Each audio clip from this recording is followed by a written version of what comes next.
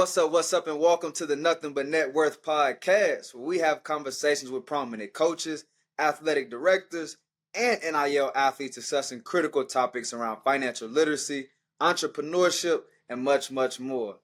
My name is Hassan Thomas, former student athlete and current promoter of all things financial wellness.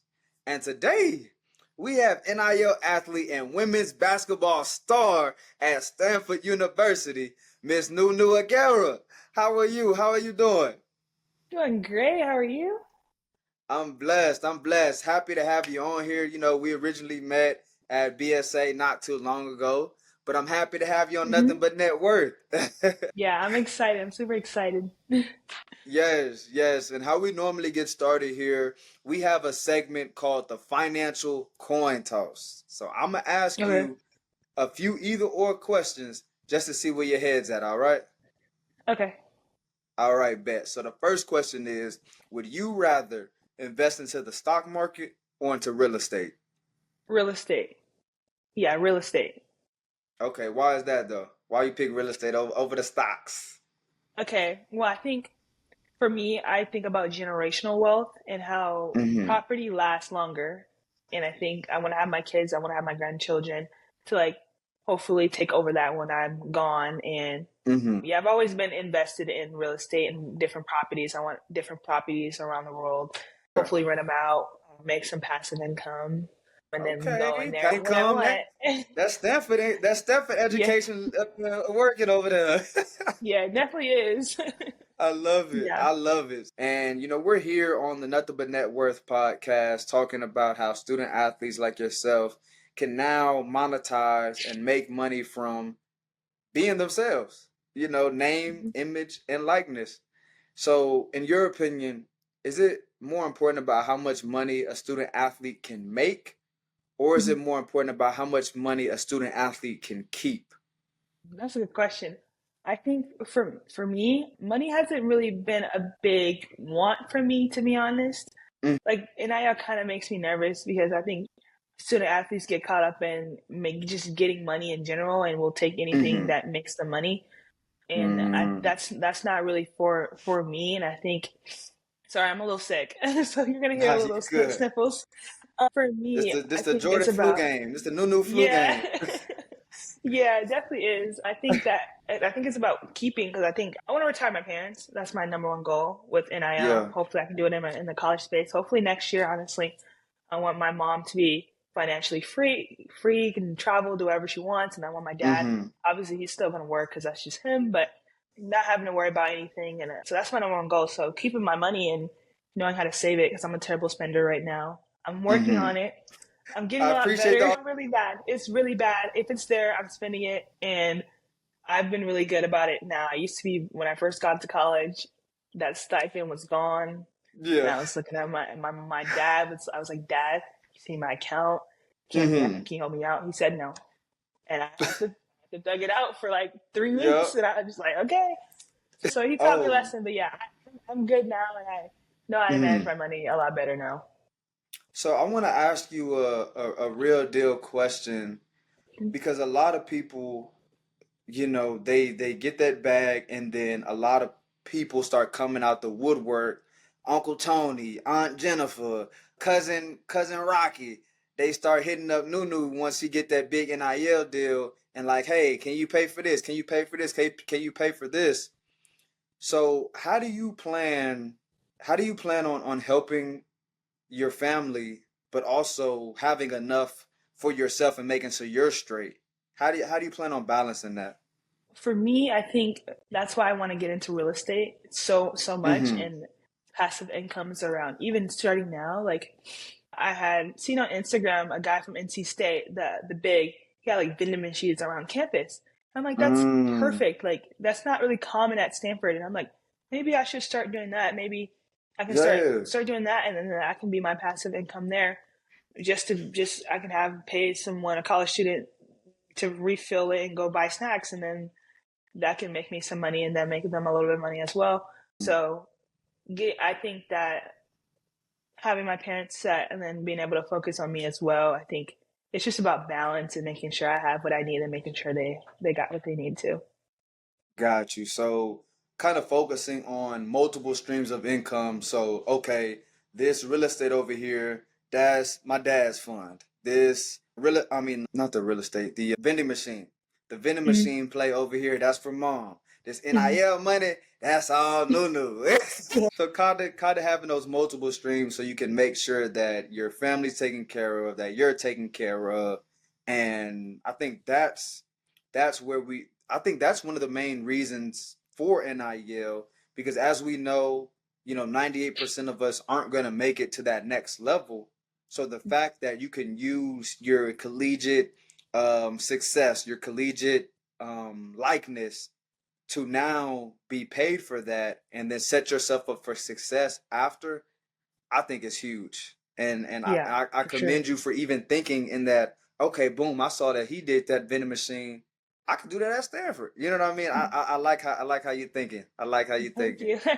So before we get too deep into NIL, I want to really dive back and jump into your journey.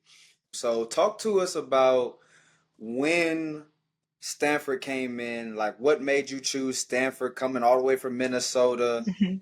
Because I know some other schools were looking at you as well. So talk Mhm. about the top three schools that you had, and then how did you Mhm. narrow it down to Stanford? That's the question. Okay, so my top three were Stanford, University of Florida, and Louisville or Arizona. I was kind of stuck between those two. Yeah, Those are my top three, four. And once I told my parents Stanford was offering me, my dad said, "You're going there. It doesn't matter what you choose." Yeah, yeah. He was like, "Yeah, I don't care whatever you decide. Like, it doesn't matter. You're going to Stanford anyways." I'm glad I agree with him. But yeah, yeah, Stanford started recruiting me my sophomore summer, so AAU. I knew about them before when they won the national championship in 2021, and I was watching them. I was like, "Yeah, maybe I can actually play for this team. I like this team." And they recruited me, and I was talking to them for a while, and I went on my unofficial my junior year, October, and I committed right on the visit. yeah. Yeah, it was great. I still remember Wow. it to this day. I passed the breakfast spot where I committed, and I just went there a couple of days ago actually, and I was like, Uh, all my coaches, I was like, guys, I committed here, and they're like, yeah, you did, and they pulled up a picture. It was like literally me 3 years ago, and I'm like, oh my god, time no, that flies. is crazy. So what was it? What was it? Was it the campus? Was it the players? Was it the coaches? What was it that made you commit to Stanford? Of course, Pops. We know Pops wasn't playing, but Yeah. but but when you got on the campus, what made you like, oh yeah, this is the place for me? I think, well, coming from Minnesota, Minnesota's really cold. So I wanted Mm-hmm. to go somewhere warm. So warm was really a really important factor for me when choosing my college. So that's why Florida was Yeah. my number two. I wanted to go Mm-hmm. somewhere warm and sunshine. I love the sunshine. I love the beach and all that. And my favorite tree is palm Facts. trees. So I love those. And Stanford has a palm drive, actually. It's like a whole street full of palm trees. And I was like, oh my God. Like, I was just like mesmerized. I was like, For sure. here. That's crazy. But what really made me choose Stanford, just the best Mm-hmm. of both worlds, I think. Like academics, like I want to be a lawyer. I want to hopefully be Okay. governor, senator, president. So that's Mm-hmm. my You line off will the be. court. We're gonna And speak it to existence. yeah. And then for basketball, I mean, Tara Vanderveer is the greatest coach of all time. So being able to learn Mm-hmm. from her and play for her and I seen the type of teammates that I had, and they were very welcoming. They answered all the questions that I had, and I was just like, okay, yeah, this is the right place for me. Mm-hmm. And yeah, that's why I chose Stanford. Okay, I love it. I love it. And as we talked about before, we really want you to, kind of pour back into the younger athletes that are, looking at you now that want to be in your position. So what advice would you give to them if they're having troubles or struggling to choose a right school for them? Like what should they be looking for? I think what is the best fit for you? I think that a lot of players go to schools just because of their name and just because like I'm not gonna name call a school, but just because it's a Power Five school, and I think Mm-hmm. that I think nowadays people are going to Georgia and Clemson, like they're going to other schools instead of the Power Fives, like UConn, Stanford, LSU, and all those schools, USC, Mm-hmm. and all those schools. So there, no one's going there as much anymore. There are other kids that are going to different schools, and I think that they should like look for like Yeah. where you're loved and where you're wanted. I think that people talk a big game, and the coaches, I mean, they're obviously going to show you their best when you're on their visit, but what about when you're not there? What about how do they teach their players once I leave campus? You Mm-hmm. know, are they putting on the front? Are they being fake? Are they not showing their true colors?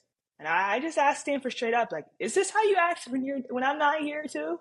And when Facts. others are here, and like, dude, I want to see you yell. Like, I don't care. Don't be nice. I want to see how you react and yell. And I Mm-hmm. got a couple yellings too in my freshman year. I remember a few, and I loved it because I'm just like, you care. And I think like showing like looking for coaches Said that show me. are You said show me authentic. the real, real. That's Yeah, what it show me is. show me the real you. I want to see the real you. And yeah, I think that's number one for me. Just like keeping it real. I Mm-hmm. want the reality. I don't want the fake. Because then when I come here and it's all bad, I'm like, oh dang, I chose the wrong school. Yeah. Yeah, just I think yeah, looking for schools that are going to show the real you, where you wanted, where you loved. Yeah, I think that's what I got. So I really love that. And just speaking about your authenticity, even when I'm going to like your social media, I'm Mm-hmm. seeing, just your authentic self. So like what tips would you give for, student athletes who want to be in this NIL space, who want to get the brand deals? What tips would you give for creating authentic content? I think just like I think just showing yourself. I think people get caught up in the ideal image of an athlete, and Mm-hmm. I mean, people want to see like a day in the life. But what if you're interested? Like, I love to read, and so Yeah. like I'll post a TikTok of me or a video of me just like what book I'm reading. Like, I'd be like, oh yeah, I'm reading this book. Like, I'm currently reading like Can't Hurt Me by David Goggins, and I have people like, you read David Goggins, and Wow. maybe like, can we partner on this? And I'm like, I wouldn't have known that if I didn't post that. Mm. And I think like it doesn't really matter. Like, I heard someone say like, if you like socks, like post about your socks. Like, somebody's a sock company might DM you and be like, oh, can you wear our socks and we'll pay you money. Like, just Mm-hmm. being yourself and knowing what you like, and don't be afraid to put it out there. I think I'm learning that Mm-hmm. myself. I think like, yeah, I love to read. Like, I'm a bookworm, and me and my team are actually Yeah. starting a book club, and we're gonna post about it and stuff like that. And That's maybe a really cool. Barnes and Noble might DM us and like, we want to do a partnership or something like that. Big Just being facts. yourself. Yeah, we might just being yourself. I think just finding your niche. I think too, and Mm-hmm. what you like, and posting that. And I think yeah, that's what I got. Mm-hmm. No, Mm-hmm. that's amazing tips right there. Like you said, whatever you naturally like, you go back to, I would say go back to like your kid self. Mm-hmm. Whenever you were a kid, what did you like to do? What did you like to draw? Did you like the color? Going back to just what's naturally you, because even when we get older, we get influenced by a lot of different things that kind of have us stray from who we really are. But if you go back to who you were as a kid, that's the real you. You know what I mean? There weren't too many Yeah. influences on you. So I think that's an amazing point. And going back to like this NIL piece, many people are talking about football is like one of the biggest sports when it comes to this NIL piece, but women's basketball, soccer, volleyball, they're really on the rapid come up if we're being honest. So, what does NIL look like for you, for your women's basketball, for your team that you're playing with Stanford? Not necessarily asking about like the money wise, but what do the opportunities look like? Is it the big brands like the State Farms, the Nikes? Has it been more of local opportunities, like local brands around Stanford? Is it social media? Hey, we'll give you these socks and you post them on Mm-hmm. Instagram. Like what do the opportunities look like? I think for me, I think Stanford being in Silicon Valley, I think it's so many opportunities, so many tech companies, so many big name companies That's smart. that are reaching out now. I think yeah, Stanford. I mean, it's Stanford, so you're gonna attract a big name Hmm. just off the jersey that you wear. And I think more. I think NIL deals for me personally come through social media and Instagram and TikTok and stuff like that. Just Okay. companies like DMing me about opportunities and seeing Hmm. what they got, and I always hear a person out, and I don't ignore anyone because I mean, what do you got? Like, I would love to see what do you have? And yeah, and if it aligns with my goals and my values and what I stand for, then I'm like, yeah, I'm all for it. Yeah, let's do it. Hmm. Okay, so your kind of tip to any other athletes would be, okay, first see the company out, see what they're offering. Don't just turn them down because you may never heard of them, but actually see what they're talking about, and then if it aligns with your goals, with your values, then go ahead and do that deal, right? Yeah, for sure. Yeah. Okay. Okay, that makes a lot of sense. And no, this was great. I feel like your personality is awesome. We could really talk all day. Oh, thank you. So I just have one more question for you. I want to know what's next for Nunu. What's next for you upcoming? Oh my gosh, so much. I have, okay, so I'll tell you my little outline of what I got going on. Mm-hmm. So for the summer, we're going to Italy for a tour for Okay. basketball. So that'll be That's gonna be fun. fun. My team, we have five new incoming people. So getting them Mm-hmm. integrated and being the best leader I can be, I'm stepping into a leadership Are those role in my transfers sophomore or year. those freshmen coming in? Uh, three incoming freshmen and two transfers. So they're Okay. basically all five freshmen. They're new to campus and new to our team. So Gotcha. welcoming them with open arms and becoming the leader I know I can be. It's a little Mm-hmm. early. I didn't think I would be as big of a voice as I am for my team now, coming into Mm-hmm. my sophomore year. But my coach, Kate, she has the ultimate confidence in me and what I can do and what I can be as a leader. So stepping into that, and as for my upcoming year, school is going great. So continue to Mm-hmm. be the scholar athlete that I am and scholar student I can be. And Yes, ma'am. as for basketball, have so many goals. I want to be ACC Player of the Year, ACC All First Team, and all that. And it starts down and putting the work in now, and honestly, getting in the best shape I can. I think, yeah, for me, I think I play my best when I'm not tired, and when you get tired, you can't act like you're tired anyways. Mm-hmm. So I think I remember seeing Aja Wilson. She was like, "Yeah, I trained for 82 games." And that's how she's able to be so great. And I'm just like, dang, okay, what do you do? I'm doing the same thing you do. Because I want to train for going to the NCAA tournament and going really far and Mm-hmm. going farther than we did last year. And they're counting us Yeah. out, and we're not even ranked in the top 25. And just being the best I can be, and I'm having my breakout year. To be honest, I'm ready for it, and Yes, ma'am. yeah, I have the support that I love, and I love my support, and I just have to put in the work, honestly, and I'll do that. So I'm Mhm. looking forward to my sophomore year and what I do, what my team does, and yeah, that's pretty much it. Yes, ma'am. Two things I'll leave you with. One, do your best and let God do the rest. So Mhm. basically, control what you can control, do your best, show the effort, and then God is going to work everything out. And then also to the point that you mentioned about Asia, success leaves clues. So if you're studying the best, studying the great people that you're around and that are in the WNBA right now, making plays and making things happen, studying some of their game and kind of applying it to yours, that will really separate you from a lot of other people. But no, this was great. You dropped a lot of great, authentic gems for the young athletes listening here today. And I promise you, if they take some of those gems that you dropped and start to apply them now, there will be huge results over time. So Appreciate it. much. Well, thank you. This is so Of great. I hope course, we can of do this course. again. This is amazing. I love this. You do really good, and I'm really Yes. excited to see what this comes out to be. Oh yeah, oh yeah, it's gonna be fire for sure. And for all of our listeners, y'all already know. If y'all are looking to be educated, motivated, and inspired to not only stay in the game, but to change it, the Nothing But Net Worth podcast is for you.